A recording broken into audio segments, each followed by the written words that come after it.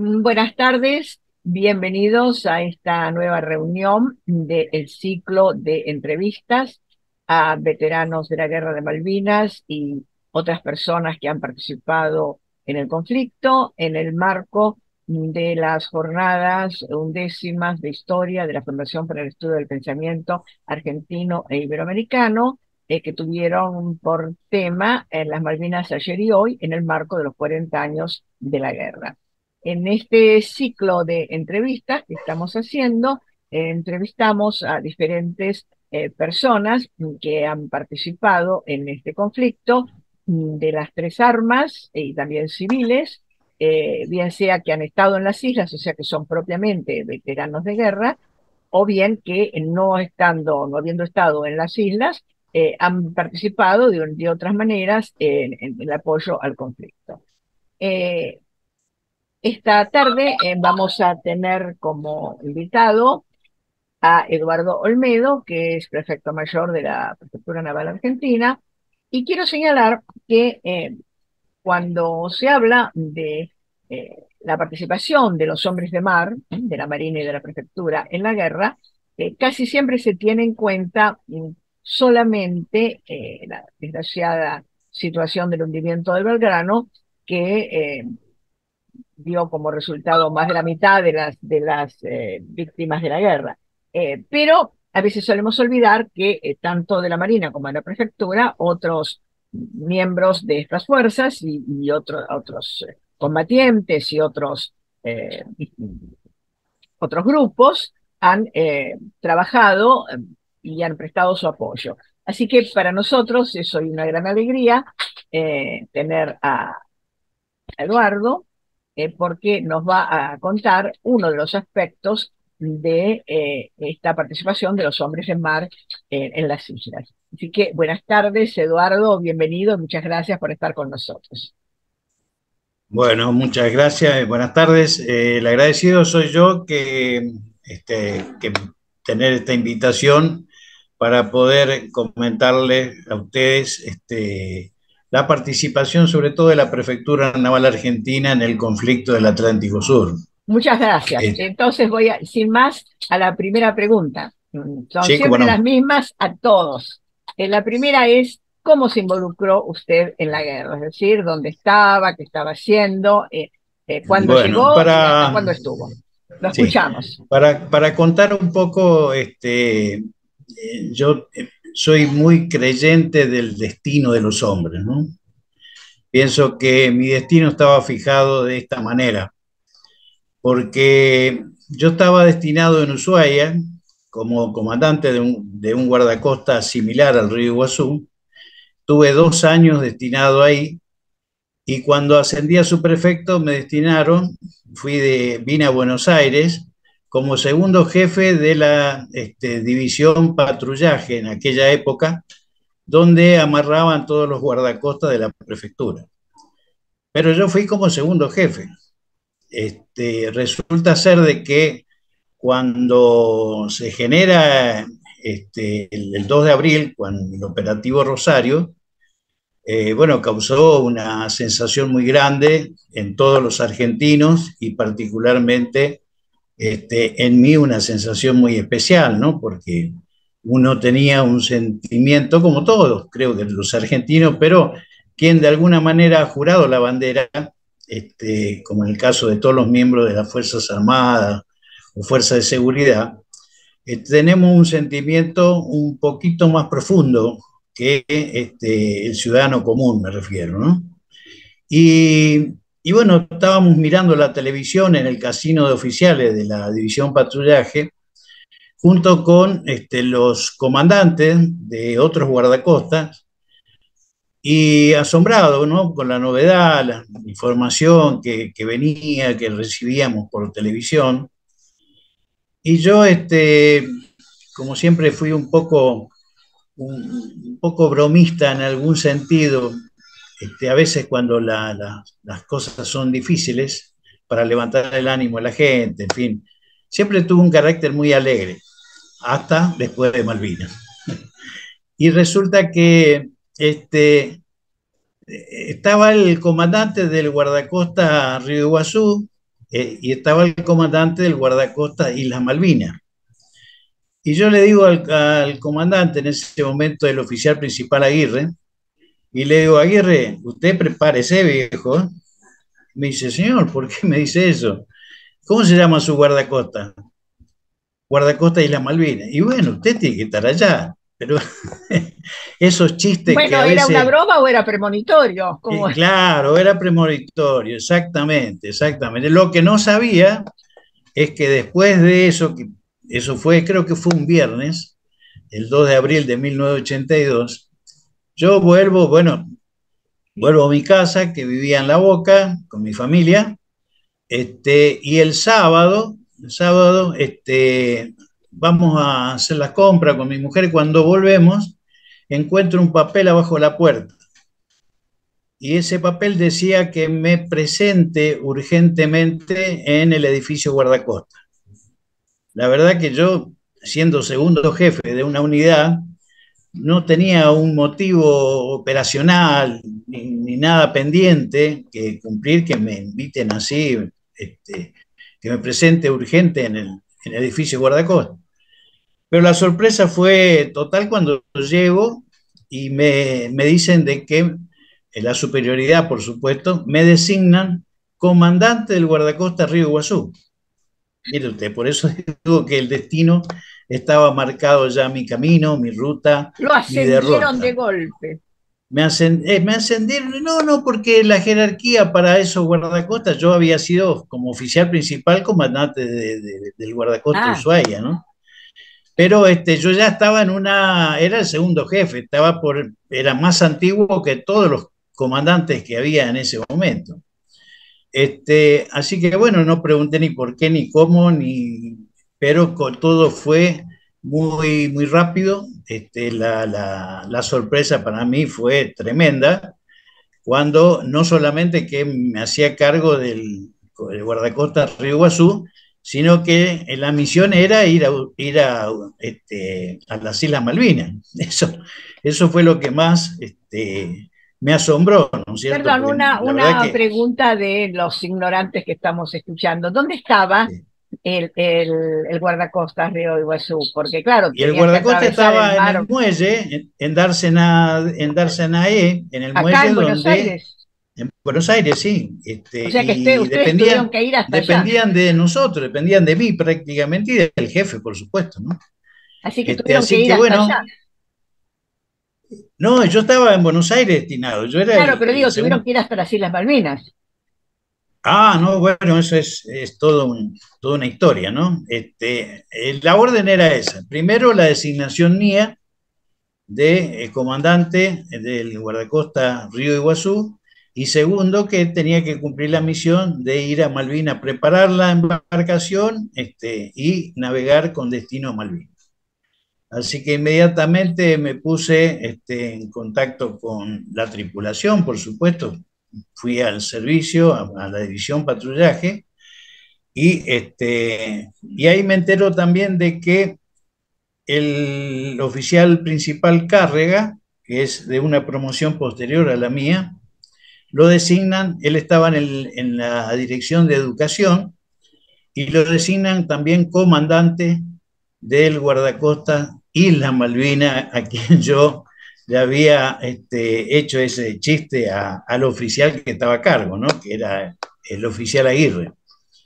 Así que ahí nos encontramos con Cárrega, que nos conocíamos desde la escuela de cadetes, y asombrado también él, por supuesto, porque él estaba en un destino totalmente administrativo y se tuvo que hacer cargo del guardacostas Isla Malvina. Bueno, a partir de ahí, eso fue el 4 de abril, así que para adelantar un poco, nosotros teníamos la fecha de zarpada el 6 de abril.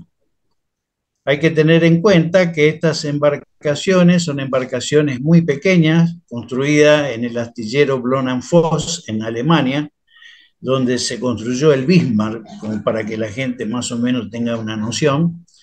Es de un prototipo que los alemanes lo hacían para embarcaciones de la aduana, para navegar dentro de un puerto, en interior de puerto o muy cerca de la costa.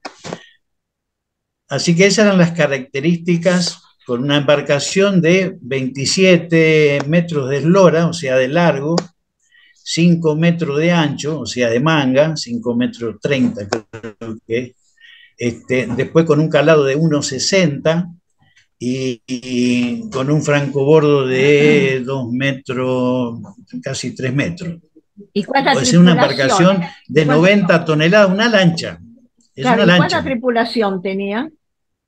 Bueno, en el caso del río Iguazú éramos 15 y en el caso del Isla Malvinas 18.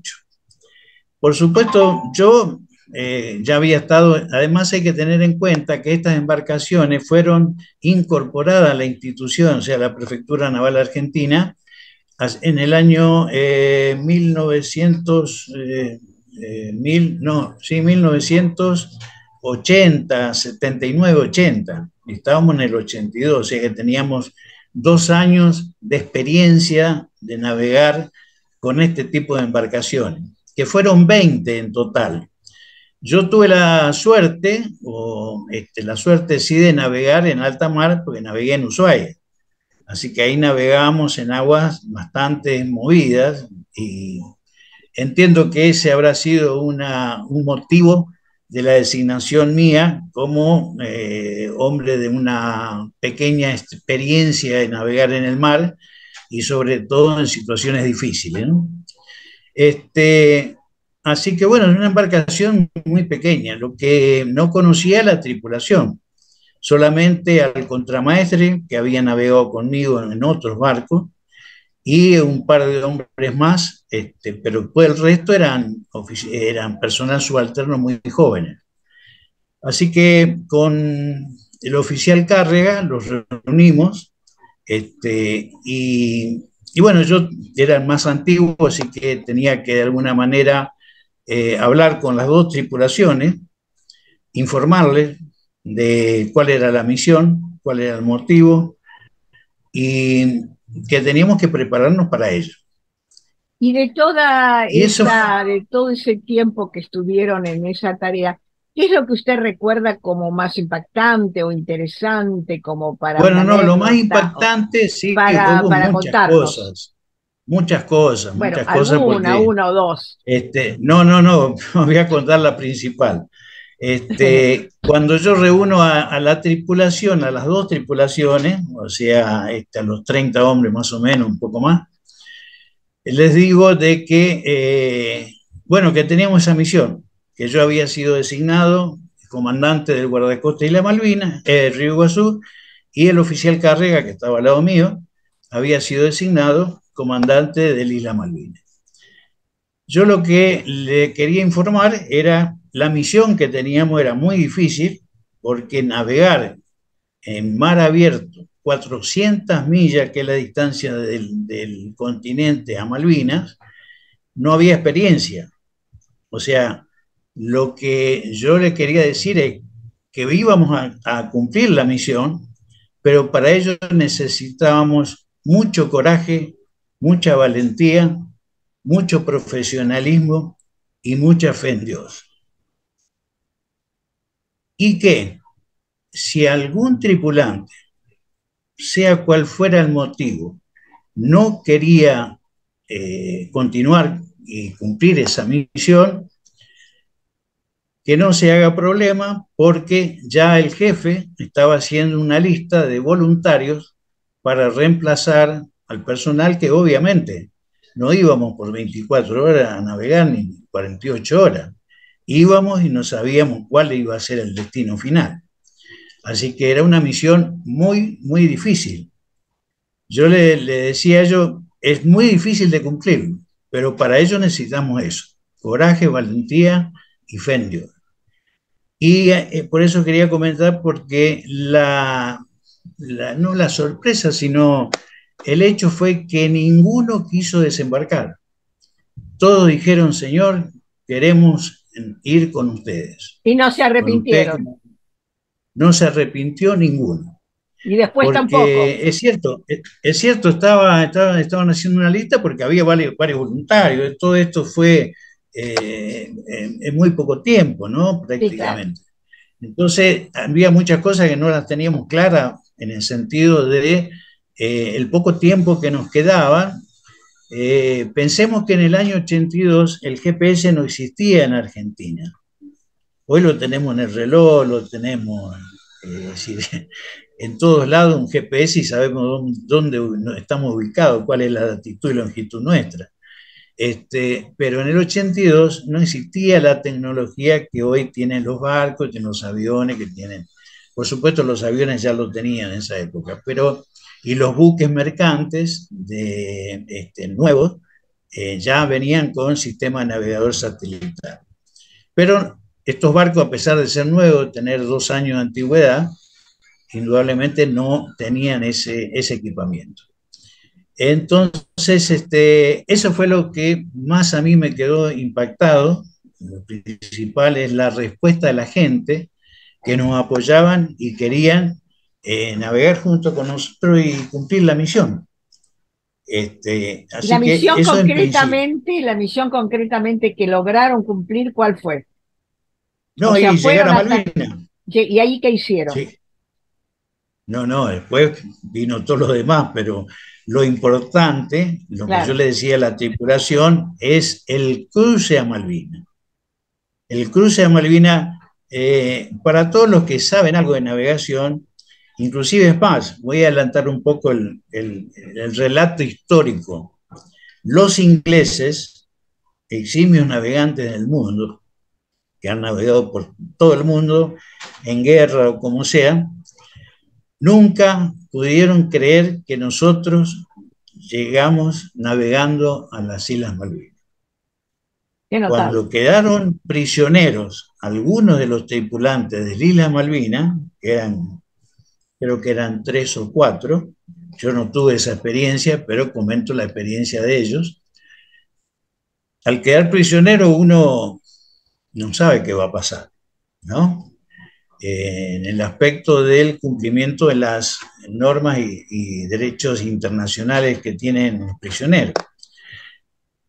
Uno en la función nuestra como policía, que nos han preparado, nos han capacitado para ser policía, estudiado derecho penal, procesal, hacer sumario, investigaciones, sabemos lo que es un interrogatorio, porque siempre lo hemos hecho, pero también sabemos, si nos hacen un interrogatorio, lo difícil que es estar del otro lado del escritorio. Sí, Pero comprendo, comprendo. además es una cosa es cometer un delito y otra cosa es perder la vida. Hay una diferencia muy grande. Entonces, los que estuvieron prisioneros y vivieron esa experiencia, te hacían varias preguntas. Dentro de esas preguntas, una era, por ejemplo, ¿cómo llegaron a Malvinas? Porque ellos pensaban de alguna manera que había un buque mercante que a ellos le faltaba en la información de inteligencia naval que tenía. ¿Por qué? Pero no Te era explico así. por qué. Ustedes Porque, llegaron por cuenta ¿eh? propia. No era así. Ustedes llegaron por Claro, cuenta claro, no propia. era así. Exactamente. Entonces nosotros, uno de ellos, después de varios interrogatorios, pasaron varios días, le dice, escúcheme, porque había un... Uy, saltamos. Sí, dígame. Si no, pues se me fue la imagen. No, no, está bien, está Eh, bien. Se escucha perfectamente y se ve. Tranquilo. ¿Sí? Sí, sí. ¿Y me ve también? Sí, sí, sí, perfecto. Ah, bueno. Este, y... Ay, pues yo no. Entonces, después de varios días, Bueno, y entonces uno de ellos le pregunta, había un inglés que había estado destinado muchos años en América y hablaba muy bien el español. Y entonces le pregunta, le dice, ¿por qué no siempre nos preguntan esto? Y parece que no creen en que nosotros vinimos navegando, que el cruce eran 400 millas náuticas. Y Y entonces le dice, ¿por qué no se van el guardacosta Río Iguazú?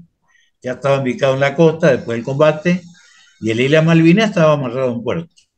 Entonces le dice, ¿por qué no se van a bordo del guardacosta Isla Malvina? En tal escritorio hay un libro negro que es el libro de bitácora, respetado por todos los navegantes del mundo y además obligatorio para la navegación. Indudablemente se hicieron señas, uno se fue a buscar el libro, y ahí en el libro estaba toda la navegación que hicimos, primero a vista de costa, de Buenos Aires a Bahía Blanca, que fue el primer puerto que tocamos, de Bahía Blanca a Maden, que fue el segundo, donde se hicieron víveres, combustible, agua potable, y después la última pierna que se hizo desde Madrid a Deseado. Y el día 11 de abril zarpamos de Deseado a las 15:30 horas con destino a Malvinas. En el libro figuraba toda la navegación, el arribo a Malvinas, martes 13 de abril, y todas las operaciones que hicimos durante el conflicto. Le quiero hacer una Cuando, pregunta. ¿cómo? Por Sí. lo que usted está diciendo, eh, parece que realmente, por lo menos ustedes, o sea, la oficialidad media, no tenían idea de que iba a haber la guerra y tampoco tenía idea de que ustedes tenían que ir. Los jefes de ustedes, eh, ¿cómo se comportaron como, digamos, estrategas con respecto a ustedes, de modo que lo que hacía la prefectura estuviera ensamblado con la estrategia, digamos, del ejército o de la aviación, este, para no, teniendo en cuenta que ustedes no sabían en realidad, no tenían el plan de ataque ni tenían el plan estratégico? O sea, esos fueron los jefes de ustedes y después la estrategia local aparentemente la hicieron ustedes como pudieron estando allí, ¿no? Como usted está contando, cómo No, llegaron a mire, no, Malvinas. no, hay que recordar en el 1982 la Prefectura Naval Argentina dependía de la Armada Argentina. No es como ahora que las fuerzas de seguridad dependen de un ministerio de seguridad, o cuando fue en el 83 que hubo cambios digamos, con las Fuerzas Armadas y las Fuerzas de Seguridad. Antes, Gendarmería, por ejemplo, dependía del Ejército. Claro.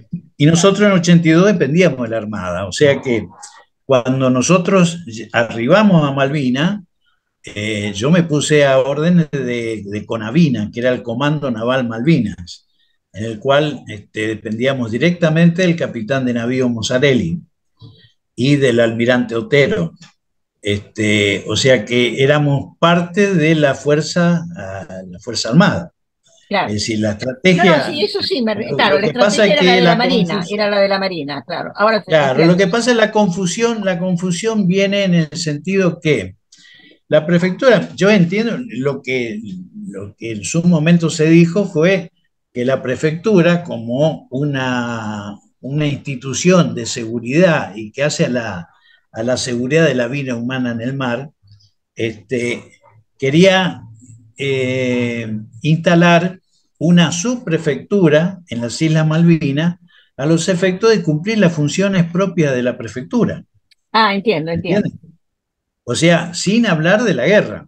Claro, O era sea, algo que estaba previsto para el caso de que, exacto, digamos, porque la inclusive, guerra terminara beneficiosamente para exacto, Argentina. exacto, porque en su momento todo se habrá planificado. Yo no, en eso no quiero opinar porque desconozco, ¿no? Claro, Pero se habrá planificado en el sentido de que no íbamos a llegar a una guerra.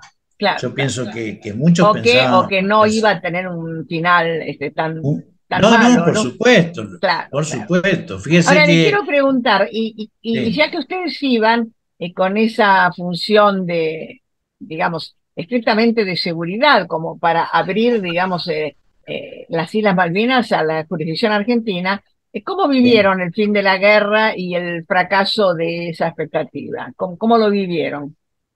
bueno, en principio no fue un fracaso, yo entiendo, no, es una opinión personal mía. Bueno, claro, No, pero no fue un la guerra la fracaso, perdimos, fue, ¿no? Eso es lo no, tremendo, la guerra se no, perdió, claro. tampoco, se perdió una batalla, doctora, no, yo entiendo que no.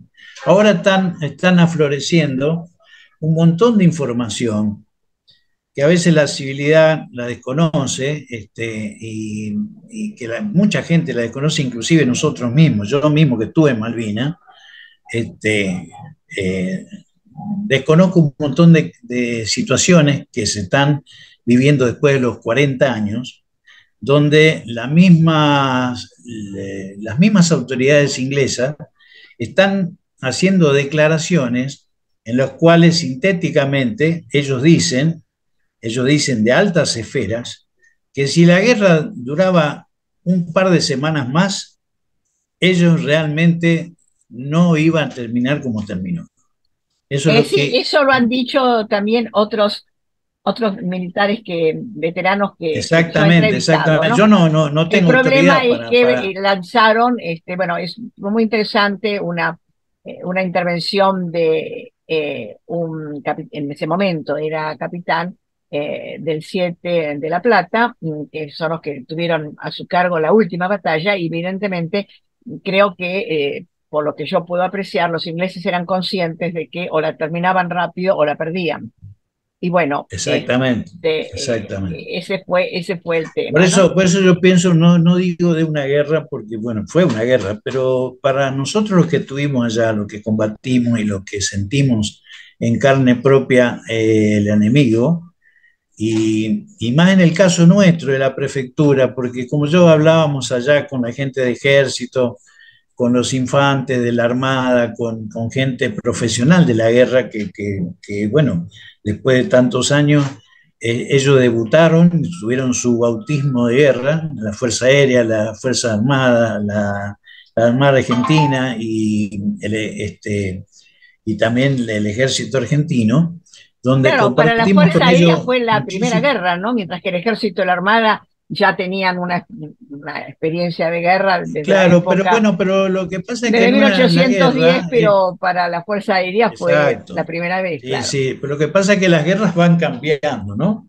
Claro, Indudablemente, van cambiando. Fíjese que una de las cosas que me quedó grabado, y el cual yo respeto muchísimo porque los vi actuar también a la gente de la Fuerza Aérea, que hoy en muchas academias internacionales, Estados Unidos, en Japón, en Alemania, están dando eh, academias de el resumen de lo que hizo la gente, los hombres de la Fuerza Aérea Argentina, cómo lucharon, cómo atacaron.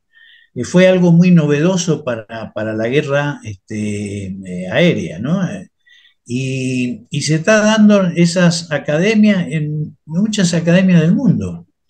O sea que la guerra va evolucionando, ¿no? Indudablemente, pero la valentía y las acciones de combate que tuvieron los argentinos fue asombraron a todos los ingleses.